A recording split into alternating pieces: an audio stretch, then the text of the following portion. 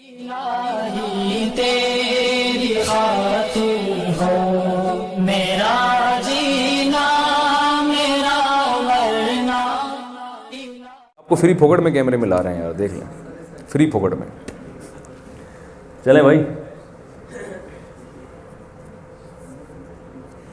محنت کرنے کے لیے نا ایک چیز بہت ضروری ہے. یعنی یہ بڑا لوگوں کو اشکال ہوتا ہے جو طلبہ ہے نا کہ یار محنت نہیں ہوتی پڑھائی میں.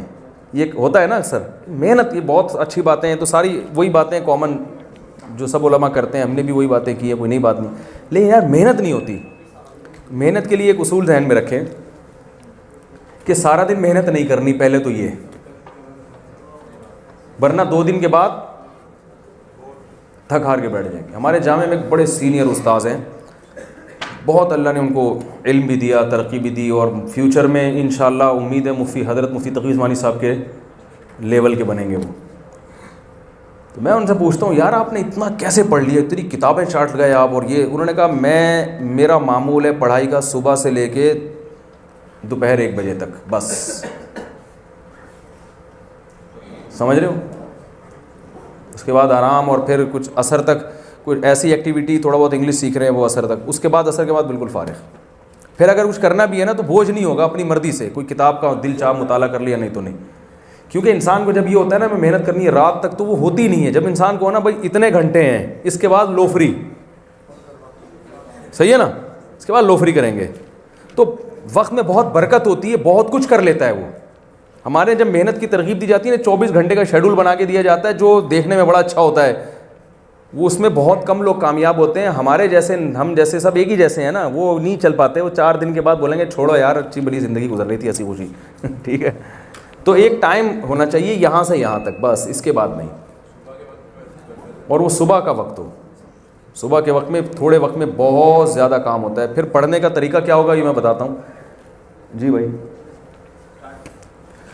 اچھا میں یہ بات کر لوں پھر تاکہ میرا ٹاپک مکمل ہو جائے نا. دوسرا یہ کہ کتاب کھول کے پڑھنے کا دل نہیں کرتا. یہ بھی ایک کامن بیماری ہے جو ڈینگی سے زیادہ پھیلی ہوئی ہے. کسی کا بھی دل نہیں کر رہا. میرا خیال ہے اس پاکستان میں ایک بندہ بھی ایسا نہیں ہوگا. اب جب دل ہی نہیں کر رہا، کسی کام میں دل ہی نہیں لگ رہا ہے اور جھنجھلاہٹ ہونا شروع ہو گئی، تو وہ ساری موٹیویشن ایک طرف رہ جاتی ہے. درخت لگانا اور قیامت اور جنت میں ثواب اور وہ فرشتے آئیں گے، حوریں ملیں گی. آدمی کہتا ہے یہ جو ٹینشن ابھی مل رہی ہے. تو یہ بات خوب یاد رکھیں، ہم نے بڑے بڑے علماء سے سنا ہے جنہوں نے علم میں بڑی ترقی کی ہے. انہوں نے کہا کہ دیکھو بھائی ایک ٹائم نکال کے رکھو اور اس میں کتاب لے کے بیٹھ جاؤ. اس میں کتاب لے کے بیٹھ جاؤ، ٹھیک ہے نا. 75% کام انشاءاللہ ہو گیا آپ کا. اس کے بعد جھنجھلاہٹ اس لیے بھی ہوتی ہے کہ یہ پتہ ہی نہیں ہوتا ہے کہ پڑھنا ہے کیسے. تو علماء نے ایک بات کہی ہے، اور یہ اصول دینی مدرسوں کے لیے بھی ہے کیونکہ پڑھنے کا طریقہ تو سب کا ایک ہی جیسا ہے نا، اور یہ یونیورسٹی کے طلباء کے لیے بھی ہے.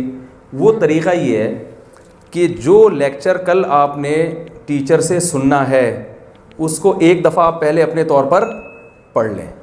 پڑھنے کتنا پڑھ لیں؟ اتنا پڑھ لیں کہ آپ کو پتہ چل جائے کہ کون سی ایسی چیز ہے جو مجھے ٹیچر کے بغیر خود ہی سمجھ میں آ رہی ہے، اور کون سی ایسی چیز ہے جس میں مجھے ٹیچر کی ضرورت ہے. پہلے دن اب کتاب کھولیں گے تو 99.9% ایسی چیزیں ہوں گی جو آپ کو سمجھ میں نہیں آ رہی ہوں گی. صرف 0.1% ایسی چیز ہوگی جو آپ کو خود سے سمجھ میں آ رہی ہوگی. پہلا دن سمجھ میں آ گیا. اس کے بعد ناغہ نہیں کرنا ہے، لیکچر کو غور سے سننا ہے. تیسرا کام یہ کرنا ہے کہ اس لیکچر کا ایک دفعہ تکرار، جسے ہم اردو میں کہتے ہیں نا، ریوائز کرنا ہے. کسی کو بٹھا کے سامنے، ایسے دیکھ کے نہیں، بلکہ وہ لیکچر آپ ڈیلیور کر دیں کسی دوسرے کو.